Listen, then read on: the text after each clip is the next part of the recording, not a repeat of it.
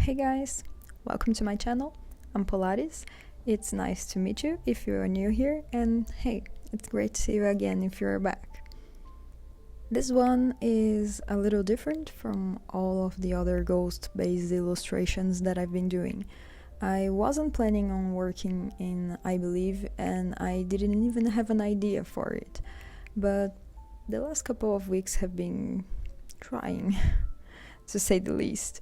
And I thought a lot of people, me included, could use a little bit of comfort and hope. And thus, the idea for I Believe was born. I'll be talking a bit about the overall inspiration for this one and the style, so those will be the two main topics of this video, so to speak. It's quite personal too, so I won't be talking too much in this video, I guess.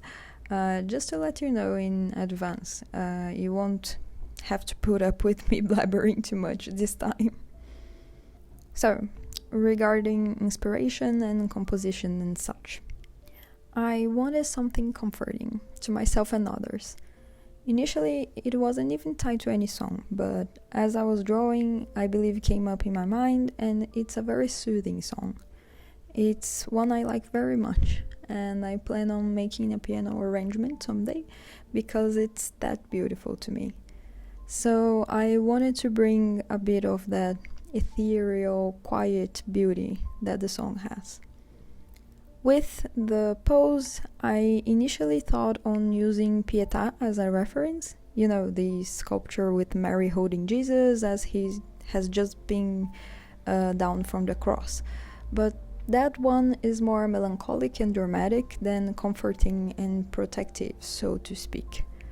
I kept browsing my ridiculously long catalog of classic sculptures, going for the ones of couples and lovers, because I thought it might be more in line with what I had in mind.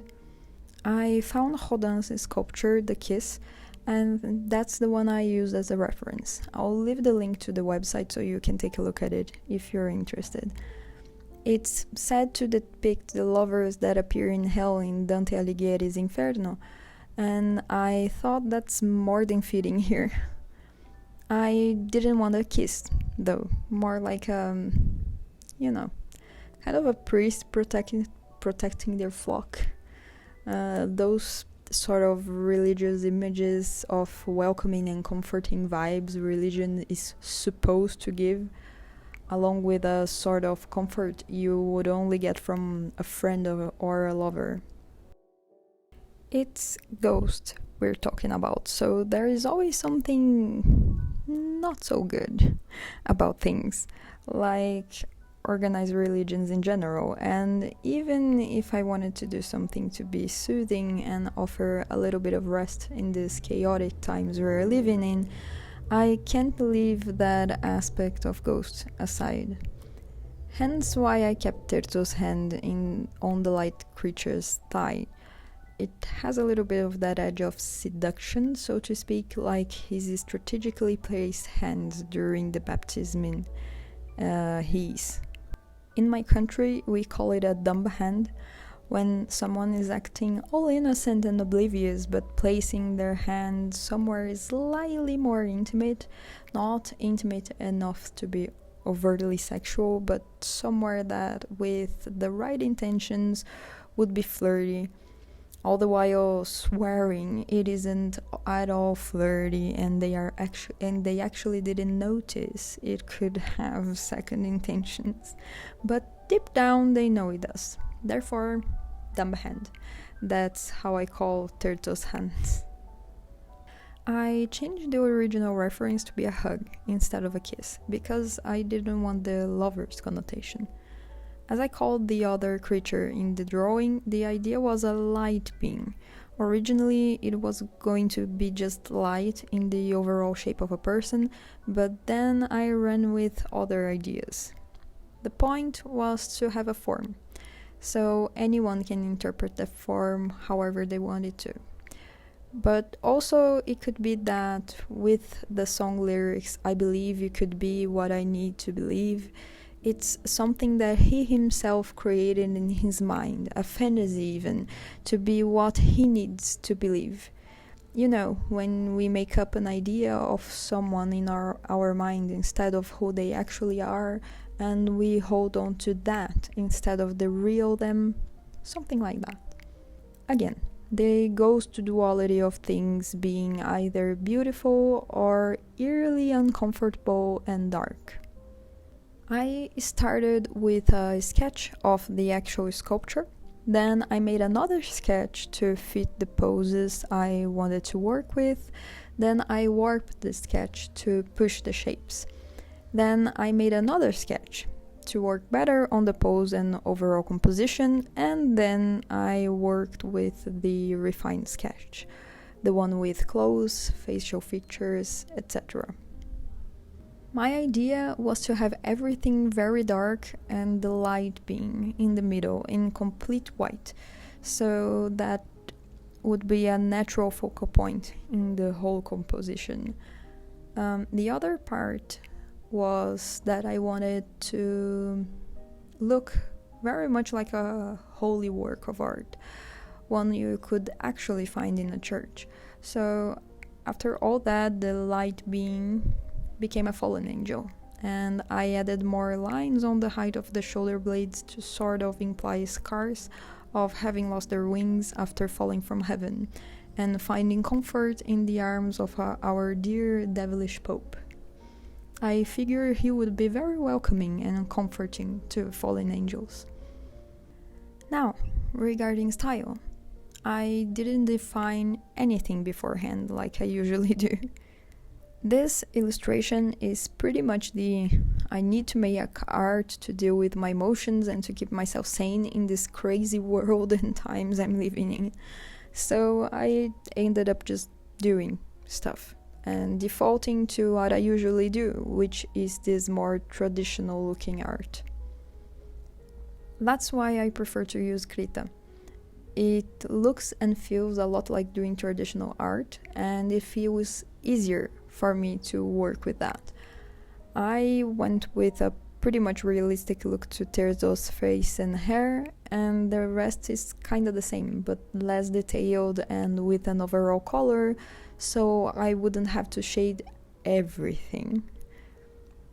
As I always say in ghost videos, there is a lot of black, and if I colored his clothes like I colored his hair, for instance, everything would get lost and look a little blotchy. I said krita looks like traditional art, but not everything is like that. If I was coloring with colored pencils on a paper, for instance, I know how to paint and how to tilt the pencil in a certain way to color all of his clothes and not get the same effect of his hair, because I would be using a different technique. On digital art, I've no idea how to do that. Instead of just using my hand pressure and angle, I would have to choose different brushes and sizes, and the angle wouldn't have too much of an effect. To explain a little better, and I hope it's easy to understand, if I was working with colored pencils on this one, I'd sharpen the point of my pencil as much as I could, and I would work on the hair with individual hair strokes to get the shiny hair-like effect. Then for the clothes, I would actually work a lot with the pencil to make the tip very round and soft, and use circular hand movements to make everything even. Then I'd probably sharpen the tip again, and on the places the fabric is shinier, I would use the same effect as in Terzo's hair, but with not so much hand pressure as to not look too crisp and give that slight silk effect. On the rest of the robes, I would use the slightly rounder, sharpened tip to draw the details of the jacquard fabric, using very little hand pressure. And I would do that all with just one pencil.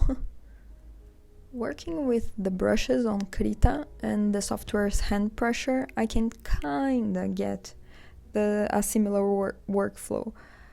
Like I said, not everything, but the things I can't do on the software, I find another way of doing. I worked with a lot of variations of black and gray because I didn't want any color on this one. The only color I wanted eventually was on the fallen angel. To choose the shade of black and grays I want to work with, I personally prefer the ones with a blue undertone rather than warm colors undertones such as a red and a yellow. This is again very much personal, and I think it looks better when I'm done. Drawing softwares usually default to red in the color wheel, and there is a big difference between the black with red as an undertone and black with blue as an undertone. Personally, when it has warm undertone colors, the black looks slightly more greenish or yellowish and not as deep as I want it to. If I use cold colors such as purple or blue as the undertone, I get a more bluish looking black, which works better for my eyes. It has some exceptions though. When drawing Dante from Devil May Cry, for instance, I tend to use the black with a red undertone precisely because all his clothes are red. But when I'm drawing Virgil, his twin brother, all his clothes are blue, so I use the black with a blue undertone because it matches better, I think. When it came to drawing the fallen angel, I wanted to try a sort of translucent look with some effects of lens flares. You know, those rainbowy flares we get when we take pictures of something too bright. Or the kaleidoscope of colors you get when you shine a light on a multifaceted crystal, for instance. I wanted the fallen angel's form not to be delimited by lines, being a creature purely made of light, but that didn't work. I lack the painting skills to do that. I kept on testing to see what works then. I saw lots of tutorials on how to draw lens flares and etc., but I don't think any of them looked actually good on my piece in the end. As I kept testing, I ended up with painting the lines in rainbowy colors, and voila, I found something I liked. The rainbow is a reflection of light then. Sort of like that Prism's illustration on the cover of Pink Floyd's album. A creature that shines in light and ends up shimmering in the world with all the colors of the rainbow. Now fell from the heavens into the arms of someone who would understand them in a very serious sort of way. And yes, I thought about having this one a series, but I already have an idea for that I have to refine.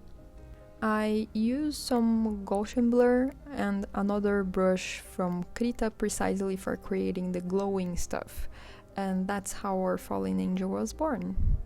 And for the halo, again, I wanted a very holy looking illustration, so I gave Terzo a halo just like those we see in paintings of saints.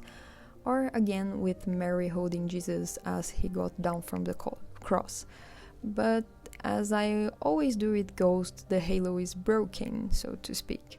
It's never a closed, perfect circle. In this case, I made it symmetrical, with the opening in the middle as to resemble horns. If you played Devil May Cry 4, I completely stole the idea from the statue of Sparta that has the same sort of broken halo that looks like horns, even if Sparta himself has horns. And I think Sanctus had a similar halo when he turns full gremlin at the end. I have to play it again to confirm. With that in mind, I added the stars because, morning star. Instead of all the bad and evil stuff we are used to, I'm going with hope and comfort, so a guiding light seemed quite fitting. I also copied the line work and blurred to make it look like it's glowing, same way I did with the fallen angel. And that's it for this illustration, I think. Again, it's quite personal. Something I did very fast because I needed to do it. I think with everything we are living nowadays, and the need for making content, keeping a high productivity, and always having to come up with and present something new in a short span of time, we end up forgetting what art really is for. It is, yes, a means to make a living and to draw stupid fun things when we want to, but it's also to give ourselves and others comfort, to keep us sane and express things we wouldn't otherwise be able to express with words. Art is expression. It is creation to express our human condition and experiences, not a commodity to be put in shelves and spit out as commercial content wrapped in plastic containers.